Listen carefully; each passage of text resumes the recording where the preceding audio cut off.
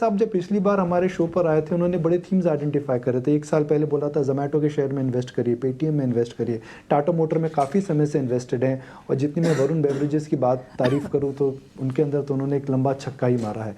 तो आगे उनसे समझते हैं कि अगले साल के कौन से बड़े आइडियाज़, पिक्स या फिर क्या वो हमारे व्यूअर्स को नसीहत देंगे एक पोर्टफोलियो को कहाँ पे निवेश करना चाहिए। हिरेन साहब, पहले तो एक बहुत ही बेहतरीन साल गया है 2023, जिसे हम कहते हैं ना ईयर ऑफ ड्रीम्स।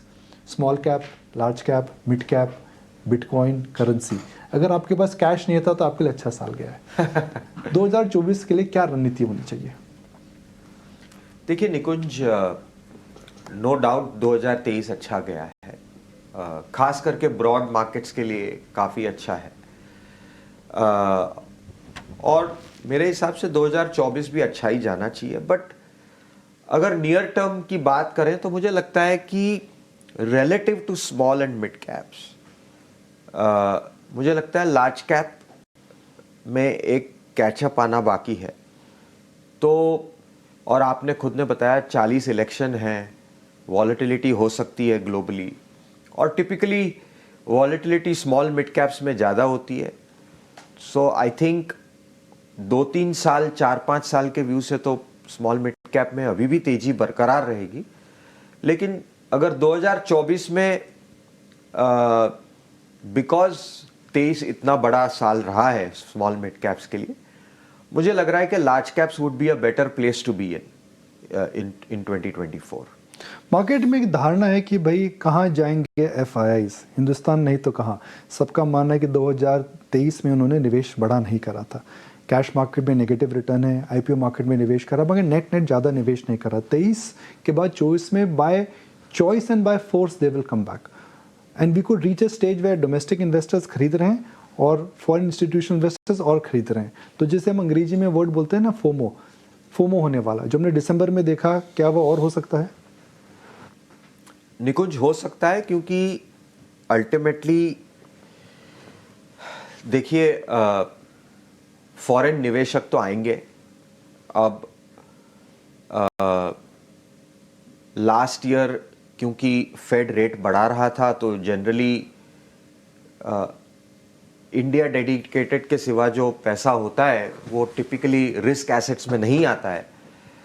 हालांकि रिस्क एसेट से पैसा निकल के बाहर जाता है। बट अब क्योंकि फेड ने यू टर्न कर दिया है तो मुझे कॉन्फिडेंस है कि एफआई पैसा आएगा 2024 में। और एक कॉन्फिडेंस भी आया है लोगों को कि ये गवर्नमेंट बरकरार रहेगी। तो और अब तो कॉन्फिडेंस ज़्यादा है क्योंकि स्टेट इलेक्शंस के बाद broadly probability is very high कि बीजेपी की सरकार फिर से आ जाएगी 2024 में। और वहाँ के फेड के रेट्स भी घट रहे हैं, तो मेरे हिसाब से एफआई का पैसा आना चाहिए। तो जो यहाँ पे बोलते हैं डबल इंजन सरकार, वैसे डबल फ्लोज आ सकते हैं इंडिया में। और इसलिए भी एक और वजह है कि मैंने बताया कि शायद अगर एफआई के फ्लोज भी आ जाएं तो फिर लार्ज कैप में तेजी हो सकती है, क्योंकि typically they don't invest in small and mid caps. They tend to invest in the top 100 companies because that's where the liquidity is.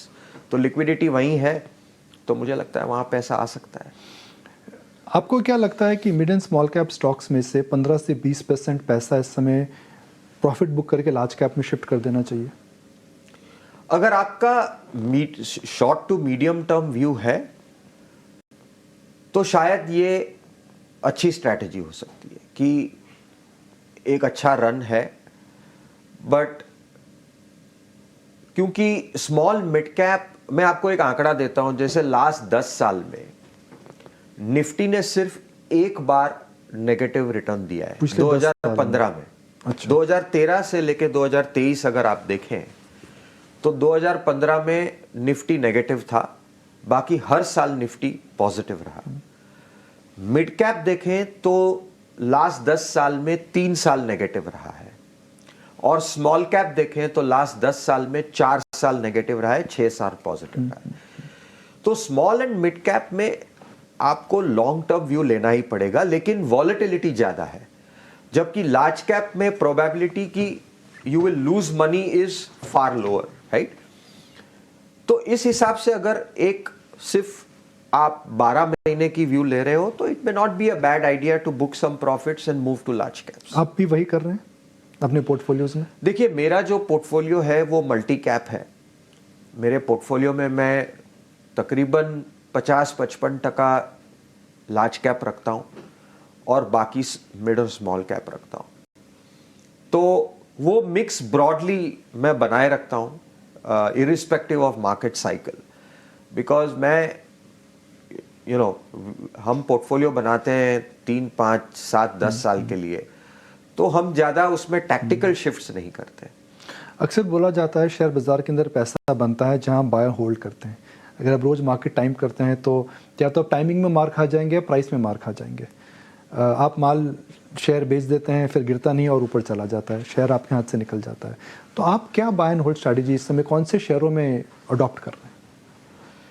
देखिए निकुंज, मुझे लग रहा है कि जो सेक्टर 2003 से 2008 में जो लीडर थे, जो डोमेस्टिक सिक्लिकल बोलते हैं, फिर वो सीमेंट हो, रियल एस्टेट हो, कैपिटल गुड्स हो, इंफ्रा हो, रियल एस्टेट हो,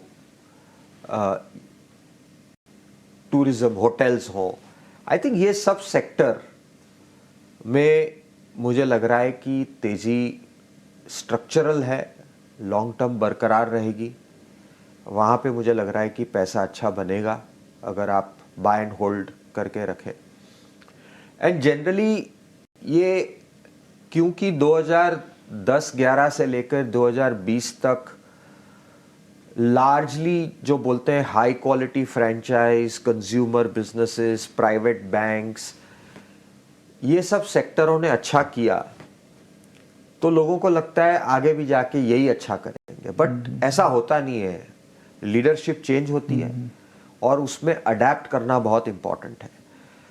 तो मुझे लग रहा है कि ये जो सेक्टर है वो फिर से एक स्ट्रक्चरल बुल मूव में है और वहाँ पे एक एक्सपोजर रखना आपके पोर्टफोलियो में ये बहुत ही इंपॉर्टेंट है। एक टर्म यूज़ होता था 2021 और 22 में, क्वालिटी एट एनी प्राइस। कई फंड मैनेजर्स इस पे बिलीव भी करते थे, जी क्वालिटी ले लो, प्राइस की चिंता मत करो। क्या वह थीसिस उल्टी पुल्टी हो गई है? बिल्कुल। मतलब कोई भी चीज क्वालिटी हो, मतलब एट एनी प्राइस आप लोगे तो आपका रिटर्न तो बनना मुश्किल है। और अगर बहुत ही सिक्लिकल या स्मॉल या मिड कैप में आपने एट एनी प्राइस खरीद लिया तो वहां पे तो कैपिटल लॉस की भी शक्यता हो सकती है। So I think we have to be very very careful. Quality at any price was the mindset, because जैसे मैंने कहा कि ये कंपनियां बहुत अच्छी की और हमें ये लगा कि ये 8-10 साल का जो ट्रेंड है वो आगे भी चलेगा। बट ऐसे होता नहीं है अक्सर मार्केट में। तो लॉन्ग टर्म इन्वेस्टिंग में लोग क्यों बोलते हैं कि 10 साल 15 साल के लिए शेयर लेके भूल जाओ? अगर मार्केट इतना टर्न करता है तो फिर लॉन्ग टर्म इन्वेस्टिंग कैसे चलेगी? नहीं, मतलब साइकिल भी 8-10 साल की होती है, राइट। तो मैं ये नहीं बोल रहा हूं कि आप अपने क्वालिटी शेयर बेच दीजिए, बट ये भी नहीं है कि आप को अगर 2 साल, 3 साल, 5 साल में कंपाउंडिंग रिटर्न कमाना हो, लेकिन आपने बहुत ही हाई पी पे शेयर ले लिया, भले ही वो क्वालिटी हो, तो वो टाइम करेक्शन तो आपको देना ही पड़ेगा। एचयूएल में हमने देखा, एशियन पेंट्स में हमने देखा, बहुत एचडीएफसी सारे बैंक में भी देख रहे हैं। तो ये जो है वो कोई नई बात नहीं है। तो रिन साहब, ऐसा कौन सा शेयर है जो आप 15 साल से ज़्यादा से ओन कर रहे हैं और आपको अभी भी लगता है the best is yet to come? नहीं, काफ़ी है। मैंने ट्रेंट 15 साल से खरीदा है, बजाज फाइनेंस 13 साल से मैं होल्ड कर ट्रेंड रहा और हूँ। बजाज फाइनेंस आपके पास अभी भी है? अभी भी है दोनों, राइट। तो ट्रेंड का PE तो डायनामेटिक 15 साल से मैंने खरीदा, वो तो स्मॉल कैप माइक्रो कैप था, इनफैक्ट 15 साल से लेके बैठे हैं। तो ट्रेंड का पी मल्टीपल अब लोग मुझे बताते हैं 140-50 है। बजाज फाइनेंस का प्राइस टू बुक 7-8 है। नहीं, अभी 5.5 हो गया। अच्छा, डाइल्यूट कर दिया उन्होंने, थोड़ा पैसा रेस करा है। तो अब एक इन पी मल्टीपल्स पर वही क्वालिटी एट एनी प्राइस वाली बात हो रही है, तो कैसे पैसा बनेगा? देखिए, उसमें आपको एक असेस करना पड़ेगा कि जो overall size of the business कितना है और इस इंडस्ट्री में अपॉर्चुनिटी कितनी बड़ी है। तो अगर size of the business relative to the opportunity अभी भी काफी छोट, अगर size of the business is still small and it can compound at 15, 20, 30, 25% for the next few years, तो शायद वैल्यूएशन सस्टेन कर जाए। या ये भी हो सकता है कि ऐसा कुछ नहीं है कि ये क्वालिटी शेयर शायद नेक्स्ट 2 साल कोई रिटर्न ना दे टिल अर्निंग्स कैचअप, ये भी हो सकता है। तो लॉन्ग टर्म इन्वेस्टिंग में ऐसे कई बार ऐसे साल आते हैं जब आपका कोई पैसा नहीं बनता। क्या 2024 ऐसा साल हो सकता है? फॉर फ्यू शेयर्स यस, हो सकता है कि ज़्यादा पैसा ना बने, कि ना बने। तो आपने कहाँ पर बड़े दाव लगाए हैं? लार्ज कैप में आपका बड़ा दाव क्या है, मिड कैप में आपका बड़ा दाव क्या है, स्मॉल कैप में आपका बड़ा दाव क्या है? न्यू ईयर स्पेशल है, आप तो नाम की बात करेंगे। देखिए, जैसे मैंने बोला, मुझे कैप गुड्स और इंफ्रा और ये सब सेक्टर अच्छे लग रहे हैं। तो लार्ज कैप में मेरे पास लार्सन है, हिंदुस्तान एरोनॉटिक्स है, एबीबी है, डिक्सन है, ये सब मैन्युफैक्चरिंग बास्केट है मेरे पास। मिड कैप्स में ऑटो एंसिलरीज है, मिड कैप टेक है, जिसमें केपीआईटी, टाटा एलेक्सी जो आपकी पुरानी टाटा होल्डिंग्स एलेक्सी है, वरुण बेवरेजेस है, टीवीएस मोटर्स है, लार्ज कैप में टाटा मोटर्स भी है। तो और स्मॉल कैप में क्या है जी आपके पास? डायनामेटिक है, इथॉस है। माइक्रो कैप अब वो मिलने मुश्किल है, साइज बड़ा हो गया है। खैर, मतलब वी हैव एन एक्सपोजर। अभी हमने एकदम ही small cap less than 10,000 crore market cap में ही इन्वेस्ट करेंगे, ऐसा एक फंड शुरू किया है। तो उसमें कितना काफी पैसा आया सारे, है आपके पास? कितना पैसा आपने कलेक्ट करा है उसमें? नहीं, बहुत छोटा, अभी तो 250-300 करोड़ ही कलेक्ट किया है हमने। पर you open to accepting fresh money? आपको अभी भी स्मॉल कैप में लेस देन 10,000 करोड़ में अपॉर्चुनिटी मिल रही है? नहीं, मैं अभी क्लोज कर रहा हूँ उसको। अच्छा। तो it's a 7-year fund, hybrid है। तो इसमें मैं 70-80% लिस्टेड में करूँगा, 15-20% अनलिस्टेड में करूँगा। तो ज़्यादा नहीं, हमको 300-350 करोड़ ही रेस करना था। Because when you are investing in very small cap companies, so you want to keep the size limited. But I think opportunities are there, अभी भी है। हिरेन साहब, सबका यह मानना था 5 साल पहले कि पीएसयूज में दम नहीं है, और अक्सर हमने देखा है कि कोई सेक्टर जब 10 साल के लिए अंडर परफॉर्म करता है तो वह एकदम लीडर बन जाता है। तो क्या पीएसयूज, भले वो बैंक्स हो या डिफेंस हो, रेलवेज हो या फिर एनर्जी ट्रांजिशन हो, वो they are the leaders of this bull market? Undoubtedly Nikunj, आप देखिए, मतलब best performing stocks are all from, more और less are, lot of them are from PSUs. हालांकि ऑफ लेट मुझे लग रहा है कि थोड़ा यूफोरिक हुआ है कि कुछ जहां भी पीएसयू हो 20, 30, 40, 50% बहुत ही पीएसयू होना चाहिए, स्टॉक बढ़ जाता है। इड़ा में देखिए 35 रुपए का 120 हो गया। But I think overall as a theme, जो लोगों को लगता था कि नहीं पीएसयू में हम नहीं इन्वेस्ट करते, I think that needs to be question. Because काफी सारा जो इंफ्रा में स्पेंडिंग है, मेक इन इंडिया में है, जो फोकस है गवर्नमेंट का, तो कई ऐसे एरिया में रिसोर्सेज है, पावर है, रिन्यूएबल है, डिफेंस है। PSUs are big players in this industry and उनकी बैलेंस शीट इम्प्रूव हुई है, उनका गवर्नेंस इम्प्रूव हुआ है, और गवर्नमेंट भी फोकस कर रही है कि वहाँ पे ये कंपनियाँ ठीक से परफॉर्म करें और वैल्यू क्रिएट करें। क्योंकि गवर्नमेंट को भी समझ में आ गया है कि इतना सारा वैल्यू अनलॉकिंग हो सकता है। आप हर साल 1.5 लाख 2 लाख करोड़ का इक्विटी बेच सकते हो मार्केट में और उस पैसे को फिर आप इंफ्रास्ट्रक्चर या सोशल स्पेंडिंग में डाल सकते हो, तो why not create value in these companies. 1.5 lakh crore की मार्केट कैप जो थी इनकी 4.5 लाख करोड़ की मार्केट कैप हो गई है पिछले 3 से 3.5 साल के अंदर। इस प्रकार का मल्टी बैगर क्रिएशन हुआ है। Yes. तो आखिरी 2 सवाल मैं आपसे पूछता हूँ। अब अगले सवाल को मैं कैटेगरी वाइज डिवाइड करता हूँ। हमारी ऑडियंस है यंग ऑडियंस जो 30 साल से कम के हैं, उनको क्या करना चाहिए।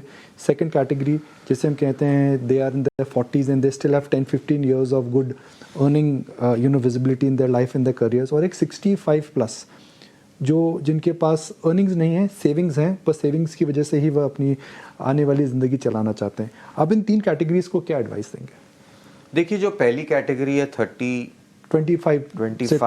से 30 जो यंग क्राउड है, राइट, आई थिंक उनको तो मैं कहूँगा कि आप सिस्टमैटिकली इन्वेस्ट करिए, या वो सिप हो या रेगुलर इन्वेस्टमेंट हो, क्योंकि जो नेक्स्ट 15-20 साल हैं इंडिया के वो अनडाउटली गोल्डन ईयर्स हैं। तो चाहे थोड़ा सा कंजम्पशन कम करिए और इन्वेस्ट सेव और इन्वेस्ट ज़्यादा करिए।